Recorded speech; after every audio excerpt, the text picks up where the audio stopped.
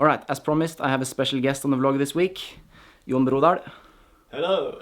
And he is a fantastic musician on the fiddle and Hardanger Fiddle. And we're recording some music together in my house this week. So I thought that could make for an interesting vlog as well. Since my home recording space is quite small, we decided to set up an improvised studio in my living room.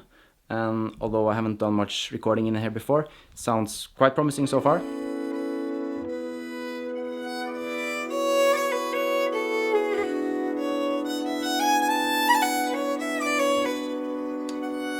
Hello! I'm a folk musician, playing mostly the traditional Norwegian music, and I really like to play this instrument that we call Hardanger Fiddle, or in English, Hardanger Fiddle. What's really interesting with the Hardanger Fiddle is that it has some extra strings underneath the 4 upper strings, and I don't actually touch those while playing, but they are picking up the vibrations from the upper strings and gives back an echo sound or resonant sound. And this makes the sound from the Hardanger Fiddle a bit different from what you have at the regular violin. And I really like to use it to play both traditional tunes and also to experiment with different soundscapes and grooves and you name it. So that's my favorite instrument.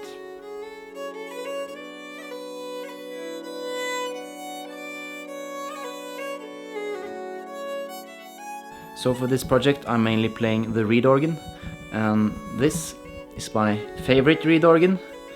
It's in my opinion the perfect size, because I find if they get too small you don't really have enough air in the bellows to play full chords, whereas if they get too big you can't really move them anymore, so this is like the perfect size for me.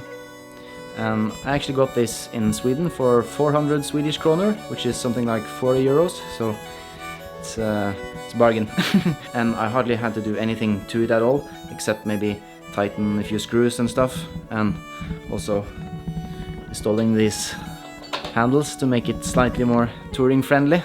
And I like how the reed organ blends really well with the fiddle, especially in Scandinavian style traditional music. Of course, this will always be my favorite organ, but that's another story for another time. So, Jon, why don't you tell us a bit about how you got started with the Hardanger Fiddle? Yeah, it was quite a coincidence. I started out to playing the violin with a friend of mine in a local culture school where I grew up in Oslo. And the teacher there, he knew a lot of traditional material as well as classical pieces and film music. So in that orchestra we actually learned quite a lot of different styles. Cool. And I really got a kick on the rhythm aspect of the folk music that I thought was really cool. And I think I must have told it to my aunt sometime, because she decided to give me a Hardanger Fiddle as a confirmation gift. It's very nice. That's really nice. And I was totally unprepared for it. So I suddenly had this fiddle case in the house, and I remember I went up to it and I opened it, picked up the Hardanger Fiddle and started to play, and I really got hooked on the music. So from then it was almost only Hardanger Fiddle. Cool. So Norwegian traditional music is separated into different regions and styles, and many of the traditional musicians that I know, they actually come from these different regions.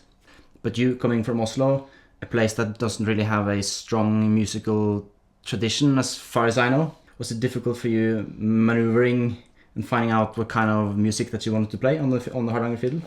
Yeah, well, it took me some time, and I remember that in the first years I learned a lot of tunes from different areas. I was really lucky to have a teacher that knew a lot of tunes from several different core areas of Norway, and I was able to taste a bit on different styles, but then after a couple of years I found out that I really wanted to dig into one specific style, and that was from a valley called Valdres. Cool.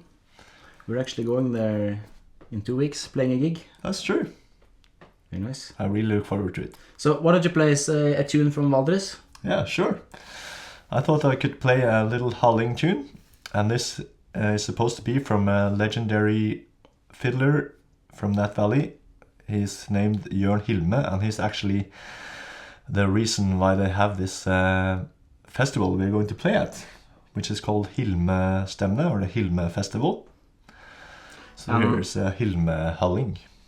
And a halling, that's a type of Norwegian dance tune, right? Like it's a very specific dance. It's a dance with a lot of acrobatic elements, like with the kick of the hat. Maybe some of you have seen it, when you kick the hat from a stick and that sort of thing. So it's quite a show-off dance. Yeah. So I'm gonna do some dancing now while you play. Yeah, I look forward to it.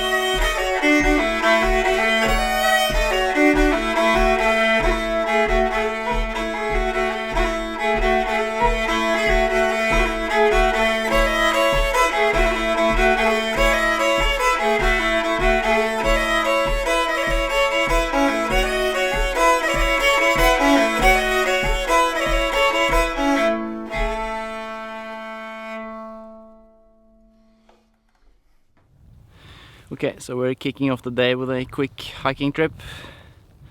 How do you like my kingdom, Jon? Yeah, I think it's really nice. There's a lot of space here, so you can Lots of space, no people. get lost everywhere.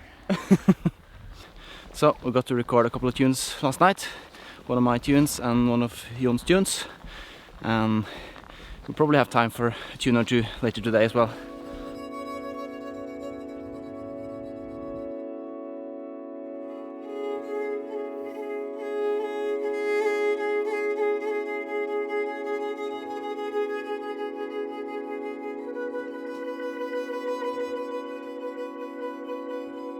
So, a recurring theme to this vlog seems to be me sitting on different mountains and delivering words of wisdom.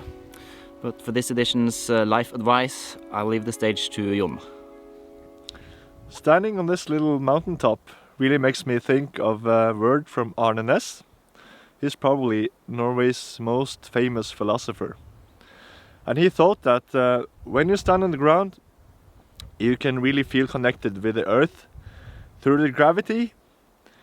And when I'm standing here, I really feel connected with the mountains and also the forests around. And not only that, but you can see from here the big mountains in the horizon. And it's really a nice thought to be connected with all of this.